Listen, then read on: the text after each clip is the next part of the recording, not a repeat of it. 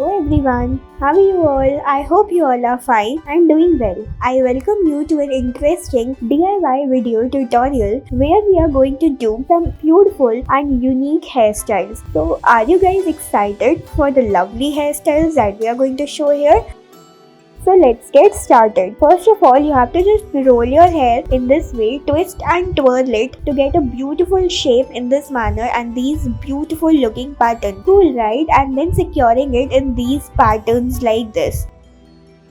Now here, get the partition in the hair in this way and then make a thin braid in this manner and then securing it beautifully, tying them together and then rolling it in this way. Further, get the beautiful rubber bands attached.